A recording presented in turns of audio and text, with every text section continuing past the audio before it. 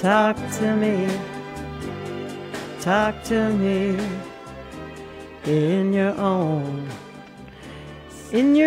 own special way. Welcome, listeners out there in New Mexico, around the country, wherever you're listening from. Welcome to Dialogue, KSFR's Friday evening talk show, where the conversation starts with you. And I have been so excited about the guests that I've been bringing on this show lately, because I just top quality, top-notch folks, and really bringing substantive issues to the table. So I'm very happy to bring on my two guests. They are authors of a new book called Policing Black Bodies. And I have Dr. Angela Hattery with us, as well as Dr. Earl Smith. And a little bit about both of them. Dr. Hattery is a professor and director of women and gender studies at George Mason University.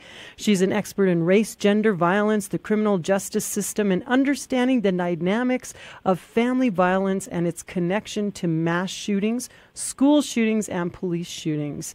Dr. Smith is emeritus professor at Wake Forest University and a professor of sociology at George Mason University. He's an expert in race, gender, violence, the criminal justice system, and the dynamics of race and sport, specifically the disproportionate number of black athletes who commit crimes against women, including sexual and intimate partner violence and black athlete activism.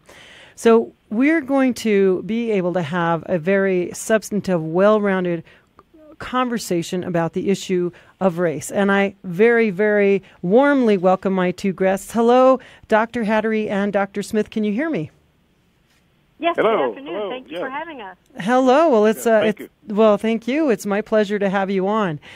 So tell us about your book. Again, the name of it is Policing Black Bodies. And I want to start right off. Where can we find the book? The book is available most easily at Amazon, but also at barnesandnoble.com and hopefully in some stores locally as well. All right. So Amazon, and there was a little interference there, just a bit. Amazon. Barnes and Noble. Amazon and Barnes and Noble. The name of the book is Policing Black Bodies: How Black Lives Are Surveilled and How to Work for Change. That's the really important question, because we're looking at some exceedingly interesting times right now in history and around the world, and just where we are as a society. I have to begin by asking you, what was your intention in writing this book, and what did you want to accomplish? Can you hear me okay? Dr. Smith? Whoever wants to take this, are you there? Sure, okay, sure. Angela, go. Okay, so like a lot of people around the country, we were watching all kinds of police violence and related stuff come in through our Facebook feeds and our Twitter accounts and on the evening news, beginning around 2012, 2013, 2014. And as we were watching, things like the murder of Trayvon Martin and Mike Brown and Freddie Gray and the protests in Ferguson and in Baltimore, we were watching all of that, and we felt that part of the conversation was missing. And we thought what was missing from the conversation was a deliberate discussion of race. So, for example, a lot of people who were watching the CBS burn after Freddie Gray was murdered in Baltimore said, why would black people be burning the only store in their community? And we were asking, the real question is, why is there only one store in the community? And so we decided to use those events as a jumping off point, and that's certainly, the book is way more than that, but to try to help people who might have also been watching a lot of the same things come through their social media and television screens into their living rooms or wherever, and make sense of it.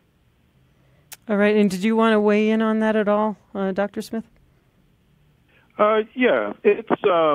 We're sociologists, so we started asking the question, if all these things were happening as Professor Hattery outlined them, what else would have been happening in the African-American community? What other events would come under this larger rubric of policing that we were not hearing about? And so we put together a 10-chapter book trying to connect the dots. And can we begin a conversation about what those dots are and begin making those connections? Can you help walk us through that? And I just want to say a small technical detail, but there's a little bit of interference sometimes if you get a little too close to the phone. So if you can just pull back just a hair, there's a little interference sometimes. Anyway, go ahead. Sorry about that. Sure. So, no, one example that I think is really clear for the reader is the example of Cook County, Illinois, which is where Chicago is located. So one of the things we know about, that many people would know about Chicago, was the shooting of 17-year-old Laquan McDonald, who was shot, I believe, 17 times in 16 seconds by a police officer. And you might think, okay, is that just a one-time thing? Is that just, an isolated event? And we already knew that Chicago had some other issues. Chicago has had a series of race riots across the entire 20th century and into the 21st century. But something a lot of people don't know about Chicago is that they have a very, quote, healthy school-prison pipeline. So a lot of young people in Chicago and Cook County, kids are being suspended from school and chewed up into the criminal justice system. So this is referred to for the listeners that might be new to this term, is the school to prison pipeline, right? That's what we're saying. It begins in school. And is this, at what age? Are you talking junior high, high school? Where does this pipeline, is it elementary school? Where does this pipeline begin? That's a great question. And we talked in the book, we cite, there's tons of examples of kids being arrested, handcuffed, booked into jail at 7, 8, 9, 10 years old. Wow. Most of them are in middle school or high school, but we're talking about, it's very important for your listeners to understand this, because a lot of people misunderstand this. When we talk about the school to prison pipeline, we're talking about criminalizing really simply misbehavior and moving it out of the school where you might have a guidance counselor call the parents and moving it into a system of juvenile detention. So we talk in the book about a young man in Prince William County, Virginia, who in the 7th grade was arrested, handcuffed, and booked into the county jail for, quote, stealing a 65-cent carton of milk off the lunch line. The young man was on free and reduced lunch. He was walking through the cafeteria, but someone apparently didn't think he was entitled to that 65-cent carton of milk, and he was carted down in the back of a police cruiser in front of his peers down to the local jail and booked in. Wow. That's just... So it's deep, yeah. Yeah, and it's clearly, I mean, I think when we begin to look at it as the school to prison pipeline, we begin to understand the vulnerability that, it's so easy to criminalize people as they're adults and to make them look bad through stereotyping and hoodlum kind of imagery and music, et cetera, once they're, they've fully entered into that system as adults, it's easy to criminalize them and forget the vulnerable history that where they're really coming out of. And so can you address, and I'm curious to your answer on this also, Dr. Smith, but the idea of, and thank you, Dr. Hattery, for your very, very well-spoken response there, but and if you want to weigh in, at any point, please, both of you, feel free to weigh in whenever you want to. But so the idea of this school to prison pipeline and how race, a lot of people say, well, it's not really race, it's class. But in fact, perhaps there's more to that story. Can you talk about the relationship between race and class? Dr. Smith? Well, the best way to do that is to quit separating race, ethnicity from social class. We argue that in that particular chapter on the school to prison pipeline that this doesn't happen in affluent school districts. You might see police officers or resource officers in those schools now only because, and this is unfortunate, only because of the uptick in school shootings. This is why you see these resource officers there, carrying guns, etc. But you don't see policemen grabbing a student, a young white student, out of their seat, slamming their head on the floor, throwing them up against the wall, putting handcuffs on them, taking them in a cruiser down to the police station. That doesn't happen in more affluent white school districts. It happens all the time in under-resourced black school districts. And we make that clear that this school-to-prison pipeline issue is criminalizing normal deviant behavior, but in a non-white setting. This is where it takes place. So class does play a factor because you wouldn't have these kinds of interventions in more affluent school districts. Mm-hmm.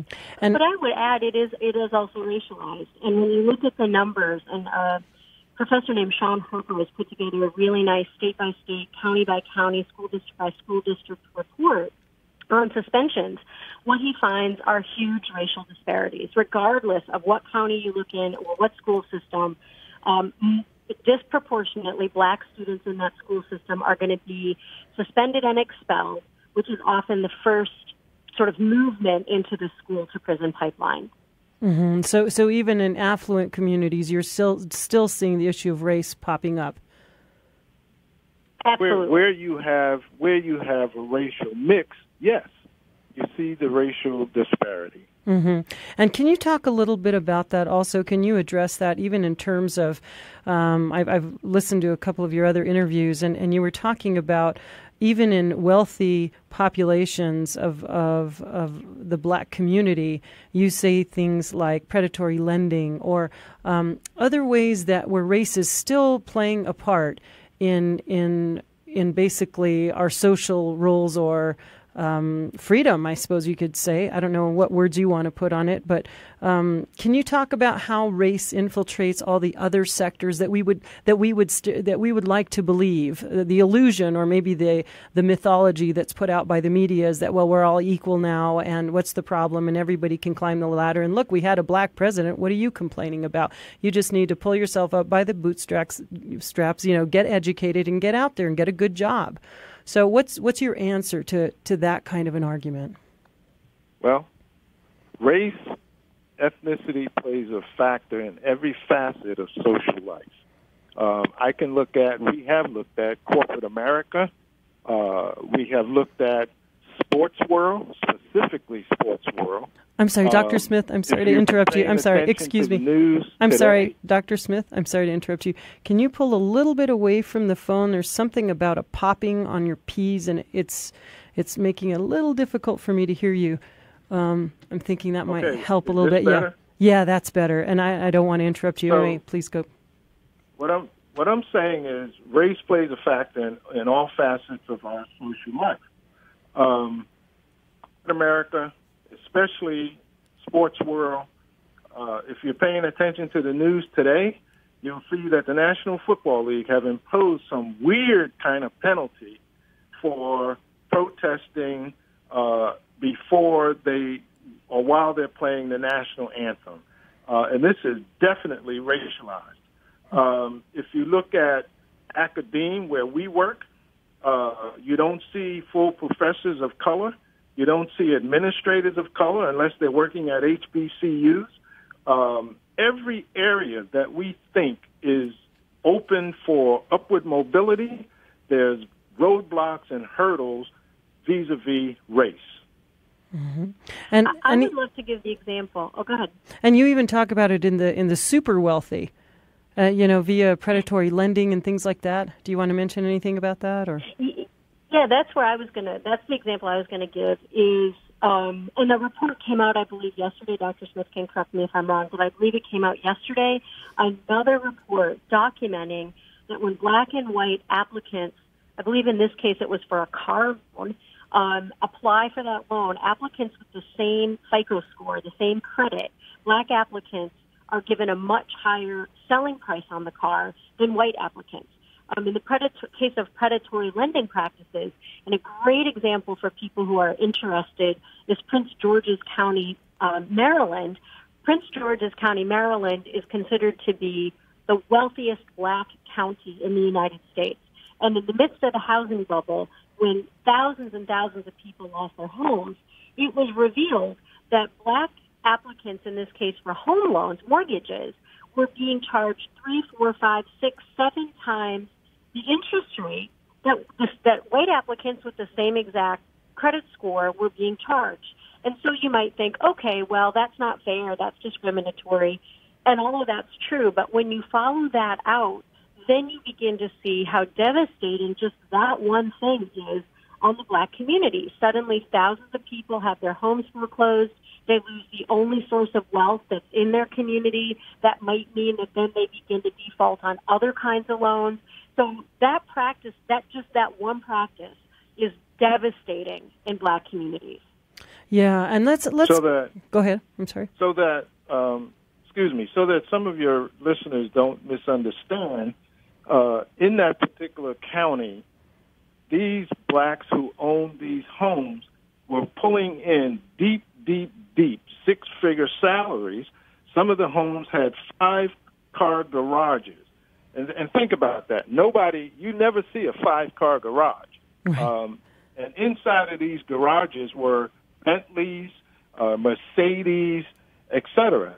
But after the bubble burst, their belongings were sitting out on the curb as if you had seen somebody evicted from an apartment in the Upper Bronx. Yeah. So it's really reaching far into every sector of our on up, as you say, in the upward mobility sectors. We're seeing race play a significant role. And so let's go back to this notion of the school to prison pipeline. So I'm in school. The kids are getting you're saying that they're usually getting in trouble with the law for rather innocuous crimes, I guess you could say, or maybe crimes born from broken homes or from how should I say, born from vulnerability more than bad intention or malintention.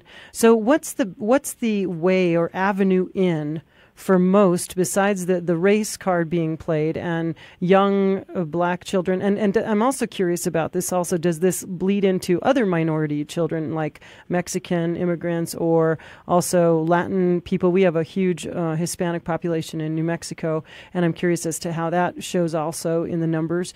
But how do we see this manifest itself from school then into this prison pipeline? What is the entry into that prison pipeline for most of these kids? So let me give you an example of that. Oh, go ahead, Dr. Smith.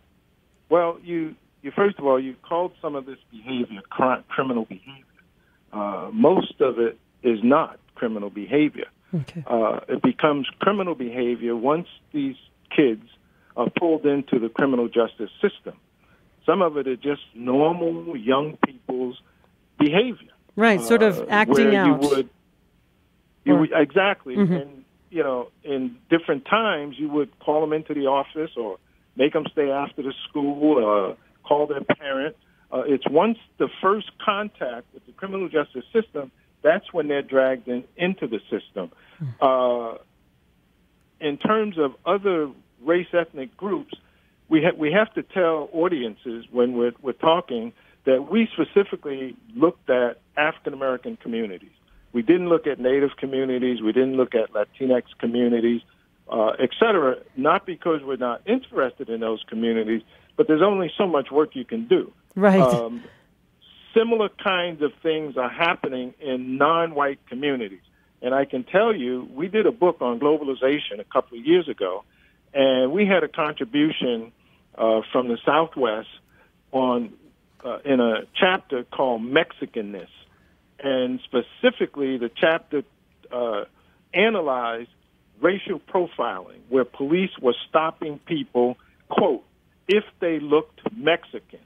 Right. And so when I talk about this chapter in my class, I ask my class, what do Mexicans look like?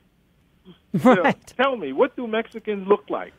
So that some high school graduate police officer can stop somebody based on facial recognition. This is absurd. Yeah. I would love to go back and give another example of how a young person's misbehavior can land them in the criminal justice system, because I think people need to understand the depth of treating of, a really small act of misbehavior, or it might be criminal. It might technically be against the law, but the difference in how it gets treated. So you might have... It's not against the law to tack away on your iPhone if you're in the 5th grade. No, that's sure, not against the law.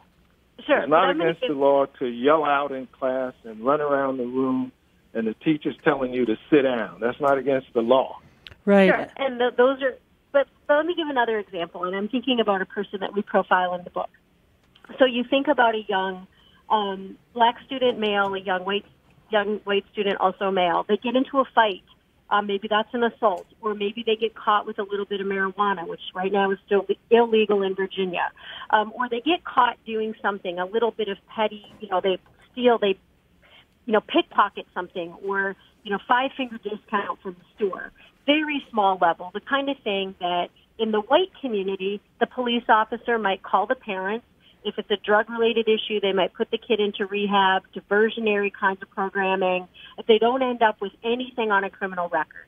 A young black man often does get that on their criminal record. That now becomes a prior. So the prior is some very low level. Again, in this case, it's illegal, but very low level. The stuff we would normally not bother running through the criminal justice system. Now you fast forward a couple of years, and that young man gets in some real trouble.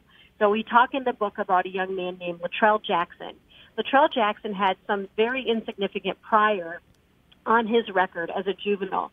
When he was 14, he and some of his buddies, who were about the same age, went and stuck up a convenience store. They were, in the old days, it was like a Blockbuster. So this case is from a while ago. And Latrell Jackson never touched the gun. Latrell Jackson was not in the store, but Latrell Jackson was there when his friend shot and killed the clerk, which is, of course, a terrible crime. His friend committed a murder. Latrell Jackson, because of his prior and because he was at the scene, is serving a life sentence without the possibility of parole. So at 14, Latrell Jackson goes to prison for the rest of his life. He will never, ever, ever get out of prison. And what's important about the story is he gets life sentence without the possibility of parole because he had a prior.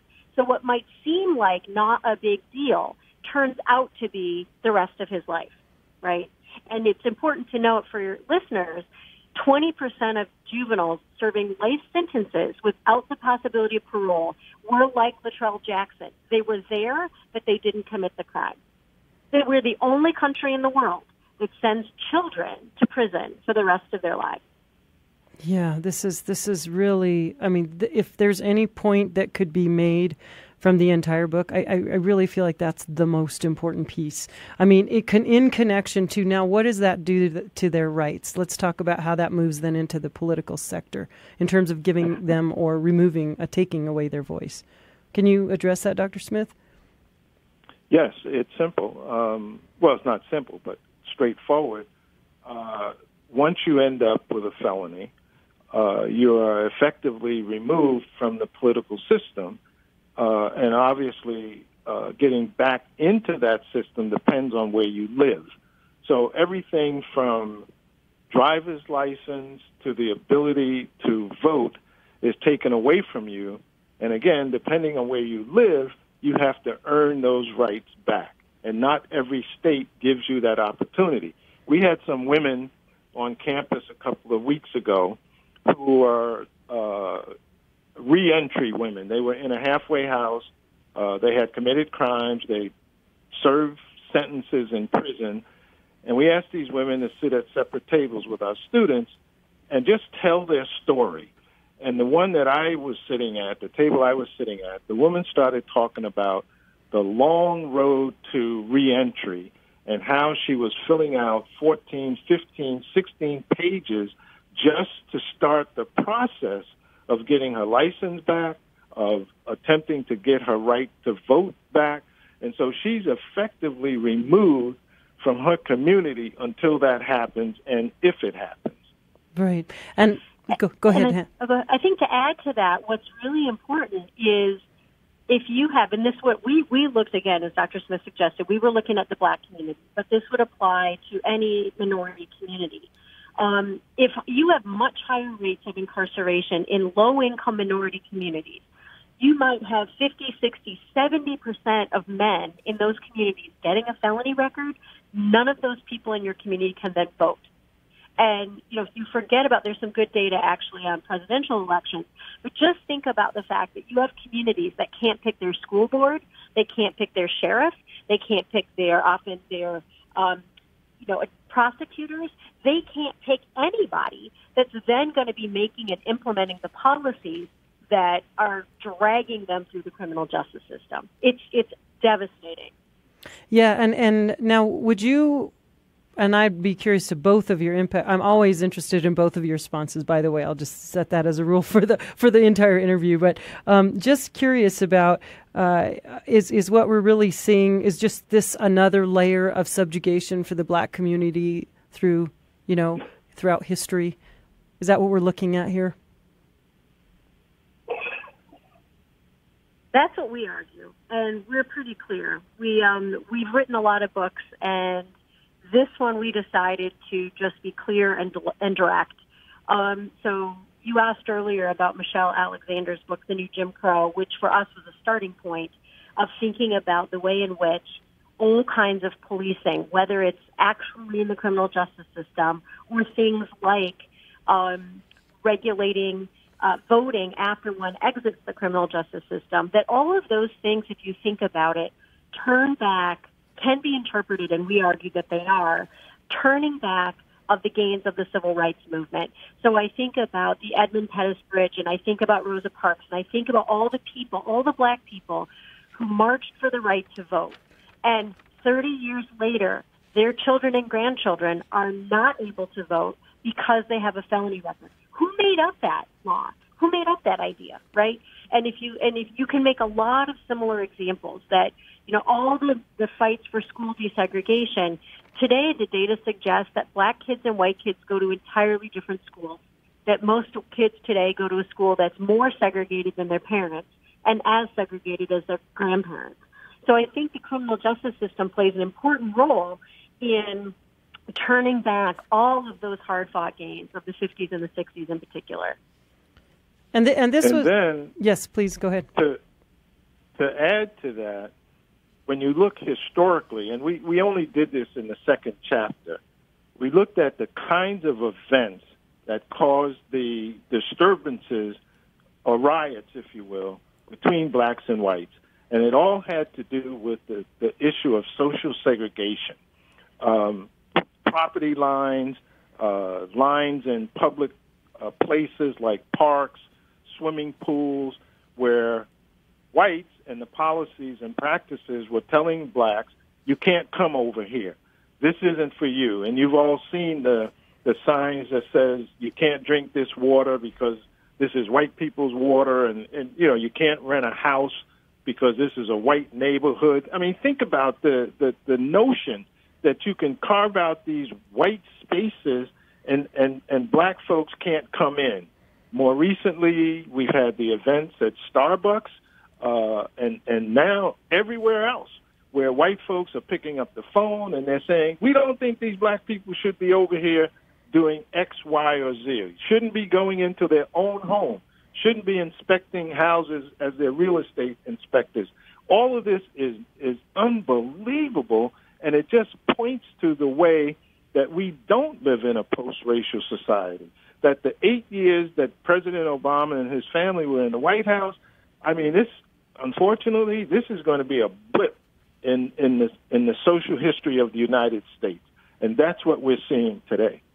And if you just tuned in, you're listening to Dialogue. We're talking to authors Dr. Angela Hattery and Dr. Earl Smith, and we're going to be right back. We're taking a small break, but we're discussing their new book, Policing Black Bodies, How Black Lives Are Surveilled and How to Work for Change.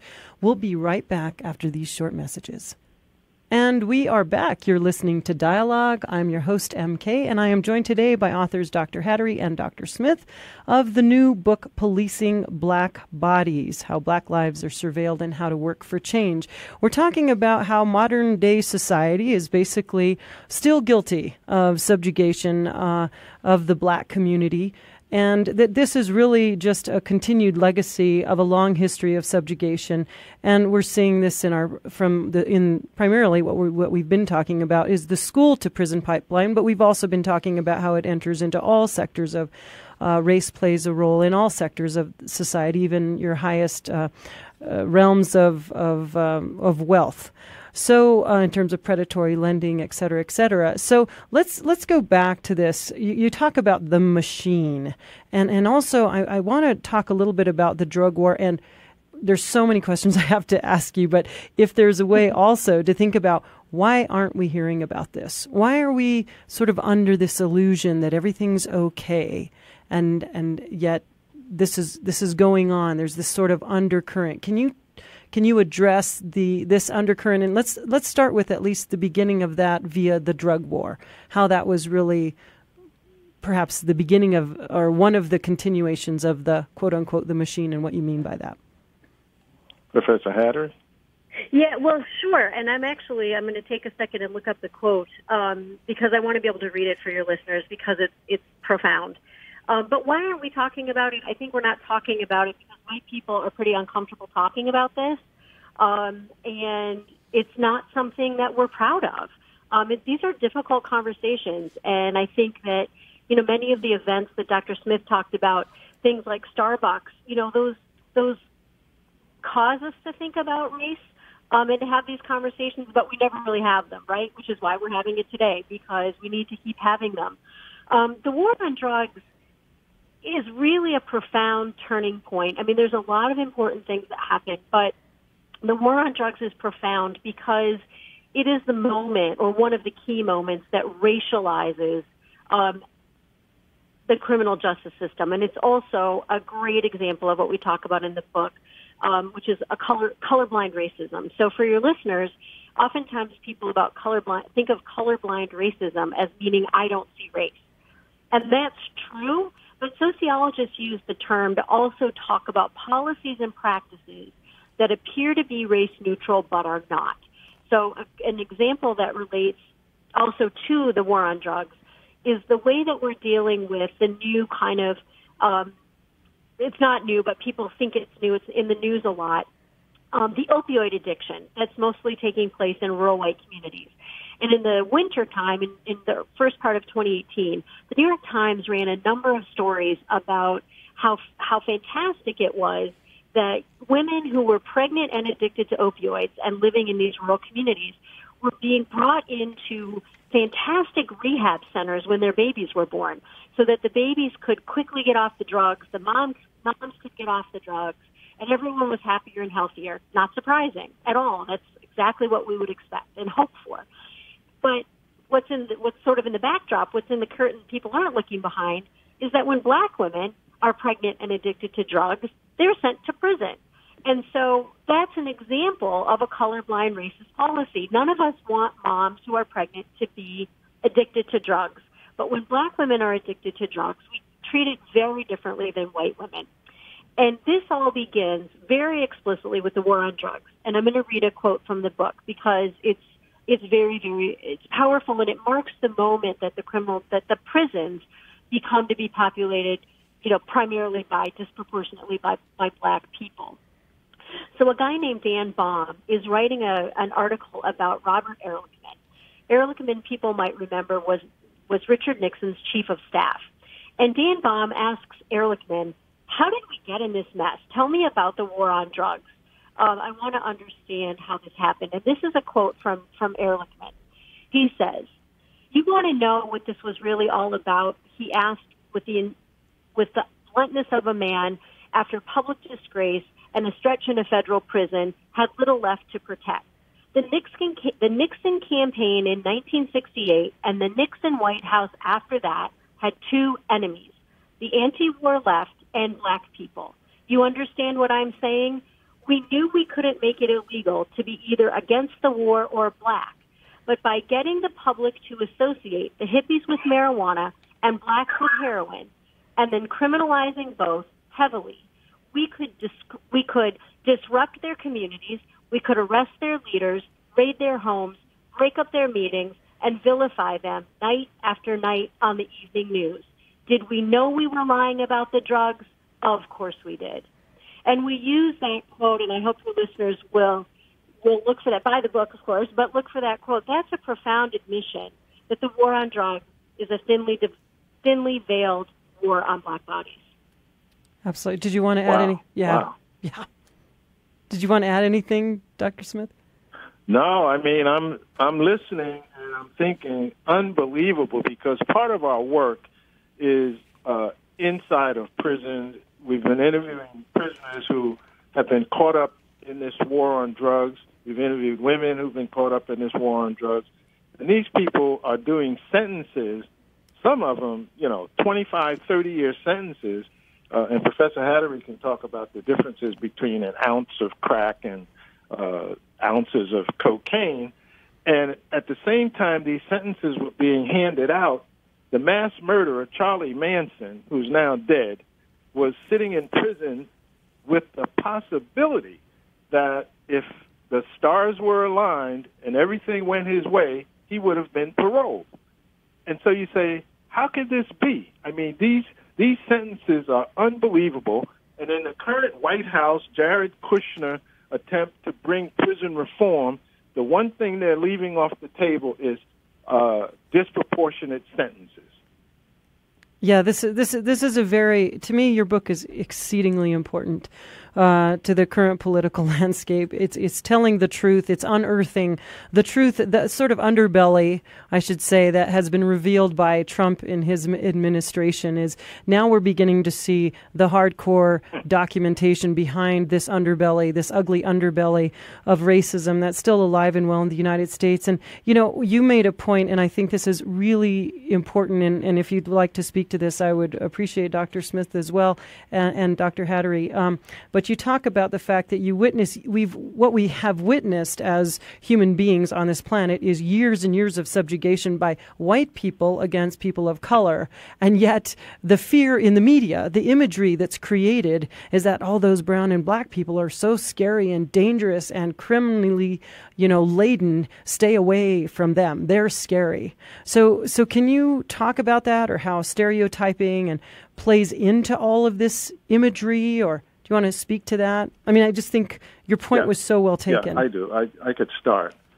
One of the chapters in the book is the one that most of your listeners would be more acquainted with, and that is the shooting of unarmed black men. And so that's a big, big, big issue. But we didn't want to, focus the book totally on that. That said, one of the things that happens when these police shoot black people, shoot these young black men, is they always tell the story that these big, burly, oversized human monsters were coming at them, regardless of whether the young men were shot in the back, shot on the side, or wherever, but they were coming at them, and they were so big and strong. And one of the things we point out is when Mike Brown was shot in Ferguson, the cop who shot him, he and Mike Brown were the same size. And nobody said one thing about that, because his defense, the cop's defense, was this big monster who I couldn't stop with my taser, et cetera, was just coming at me. And yet these two men were the same size. Yeah. So the fear thing is heavily embedded within how we see black people. We have to be fearful of them. You get on the elevator, you have to move to the back, clutch your pocketbook because they're getting on. We have a famous professor, African-American, one of the most famous professors in the country. He says when he gets on the elevator in his suit and tie and his briefcase going to work at Harvard, everybody greets him, hello, how are you? But when he gets on in his jogging clothes to go out and wash his car on Saturday, people run from him. Yeah. I think this is really important, and I want to emphasize a couple of points. One is the quote that I just read from Ehrlichman. Buried in that quote, he says, we're going to march them across the television set night after night and vilify them in the public's view, right? So beginning with the war on drugs, there's been a deliberate effort, and people talk about the perp walk. There's a deliberate effort to convince Americans, white Americans, all Americans, that black people are thugs, that black people are dangerous, that there's a reason to be afraid of black people. And I think Ehrlichman's quote starts the beginning of what we've had of 30 years of images of black people as scary. What's interesting to elaborate on Dr. Smith's point, we're working with another woman who is also a book author. Her name is Loretta Prater, and she wrote a book about her experience of her son being murdered by the police. And in that book, she talks about the defense is always, I feared for my life. And she talks about, in the case of her son, he was, when he was murdered by the police, he was naked. And she said, I don't quite understand how you feared for your life when he obviously wasn't armed. And you fast forward, I believe it was a week ago, a black man in Richmond, Virginia, so not far from where we live, was also murdered by the police. He was walking on a highway. He crashed a car. Clearly, it's pretty clear in both cases they had mental illness concerns. They were having a mental health moment. And he was also murdered, and he was naked. And the police chief said, well, the cop was, the police officer who killed him was feared for his life. And the reporter said, but he was naked. Like, it was obvious he didn't have any weapons. And the police chief's response was, well, he could have hurt us other ways. And you're thinking, oh my gosh, like, that's where we are. That's how afraid we are of black people, that all a police officer has to say is, I feared for my life. And there doesn't have to be any basis to that fear. And no question about it. I just think those cases of naked people, obviously they don't have a gun, they don't have a taser, they don't have a knife. When the police officer has those things, is a really great example of just exactly where we are. Yeah, and again, back to that machine that you speak of. Can you address that a little bit more? Talk sure, about so that. We're, we've been teaching for a long time and trying to help students understand that racism isn't just about, and actually isn't mostly about, individual bad people who do bad things. It's about structures and policies and procedures and practices that systematically impact the black community different than the white community. That's a hard thing for a lot of students to understand. And so when we were writing the book, we worked up the analogy of a car. So we think about a car is a machine. A car, the example that we use in the book is a long time ago, perhaps the car was fueled by coal. Coal, over time becomes less popular. Maybe it's more expensive. It pollutes the air. It's not PC anymore. So car makers, revamp the car, and now it runs on gasoline. Or fast forward, they'll run on batteries or solar power. But fundamentally, the car never stops doing the same thing, which is moving forward and moving people from one place to the other, even if the fuel that drives the machine is different. So that's how we try to talk about racism, that the system that enslaved people of African descent, for 200 years, the system of Jim Crow, the systems that follow, the system we're in today that Michelle Alexander refers to as the new Jim Crow, all of those are the same car. They're just fueled by a different thing. The other part to that analogy that's important, and it takes us back, MK, to something you talked about, Obama and post-racial society. It also doesn't matter who's driving the car.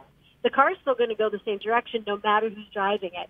So in other words, hiring more black police officers, having more black mayors or judges, having a black president doesn't dismantle the car. Yeah, right? and it might open a moment. Gotcha. And also, I keep thinking as I'm hearing you talk that the gasoline is white fear. And we have 5 minutes left. I could do another show with you guys, hands down. And I hope I can bring you back, or you'll be willing to come back and talk to us again about this. It's so vital. So again, and now let's talk about if we can, this root of white fear. What is at the root of this? Why are whites the ones who are afraid when they've been the one who've been the perpetrator of the violence? Well, is it guilt? White students, guilt? Yeah. Go ahead. I'm sorry. Can you hear me? Yeah, I said, is it white guilt? Well, it's guilt, but it's built on a solid foundation. People get annoyed. Students get annoyed when you say, "Well, let's talk about slavery," and you get this feedback that says, "Oh, not that again. Oh, not that again." And you say, "Well, you can't talk about race relations in the United States without talking about the system of chattel slavery." And so inside of the slave system, and especially in places like North Carolina, you had more slaves than whites. And especially in Virginia, you had more slaves than whites. And so to be able to control that particular subject population, you had to convince people, the ideology was you had to be afraid of those people. And so you had black codes, you had slave patrols, you had guns, you had all these things to contain this population. And as we move forward in closer to our time, you see similar kinds of activities that take place to control this scary black population. So policemen patrol black communities differently than they patrol white communities. Sentences for similarly situated crimes are meted out longer for black criminals than white criminals. The whole issue of graduating students from school, you see a difference in the graduation rates and so forth. And all of this is a part of the system of control built on fear, real or realized, but built on fear. And, I think also it's bringing to mind your comments of an interview I listened to where you talk about white privilege as being built on the backs of black people and minority people. I mean, you could say you could include vast majority of minority people in that. Solutions to working forward. We have 2 minutes. Breaking these stereotypes, challenging them. Yeah, I mean, I think breaking stereotypes, challenging them. I think, taking down the system of racism is a multi-generational proposition. And it's nice to think about. But one of the things, and important to think about, but one of the things we do in the book is we talk about what people could do tomorrow. And the things you could do tomorrow it won't dismantle the whole system, but would start to make a difference, would be to go to school boards, to vote, to talk to your legislature, your representatives about things that actually make a difference. If we reform the drug laws alone, that would reduce our prison population by about 20%, which is a lot. If we required our school boards to stop racial discrimination in terms of the school-to-prison pipeline, we could have a real impact in those sorts, in those kinds of things that won't dismantle the whole system, but they would impact a whole lot of people's lives. And I think people need to feel empowered that there is something you can do today or tomorrow to begin to make a difference in terms of the way in which black bodies are policed. Yeah, stop criminalizing our young people for child behavior that's just normal acting out. Stop criminalizing. Let's start there.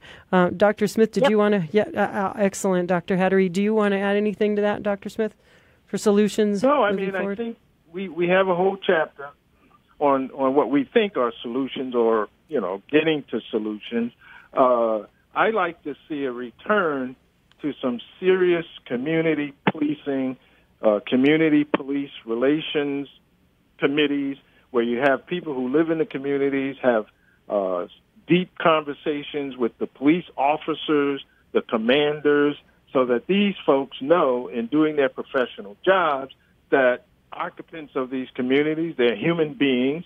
They want safety for themselves, their families, their kids, and to try and carve out some, being able to coexist as opposed to these, we're over here, you're over there, and you're going to try to keep us from getting to where we're trying to go. Thank you. There has to be some cooperation among all of these residents that inhabit this space. Absolutely. And unfortunately, we're out of time. And I just want to thank you for both of you for being on the show. Again, the book is called Policing Black Bodies, How Black Lives Are Surveilled and How to Work for Change. The professor, we've been speaking with Dr. Hattery and Dr. Smith. And do you all have a website where we can find you? We sure do. It's very easy, www.smithandhattery.com. That's www.smithandhattery.com. Awesome. You guys are wonderful. Thank you so much for coming on. And I want to say, as somebody in the media, we've got to take on the media and the stereotypes and stop glamorizing, people who look like criminals who are holding guns and doing drugs. I mean, we've really got to address that issue. I'd love to bring you all back to talk about that, and also some of the issues we're seeing in the sports world, which I understand is your upcoming book. You're going to take on sports. Is that correct? Well, we have a book on sports called Race, Sport, Go. and the American Dream. But when we revise the policing book, we're going to add a chapter on policing in sports world. Awesome, wonderful. And if I can request one about Hollywood and the music industry, if that's possible. Thank you both. Yeah, we're working on that, too. Awesome. We're working on that as we speak. Wonderful. Thank you both so much for joining us. And thank you, listeners, for tuning in once again on your Friday night right here on Dialogue on KSFR 101.1 FM. Have a great week.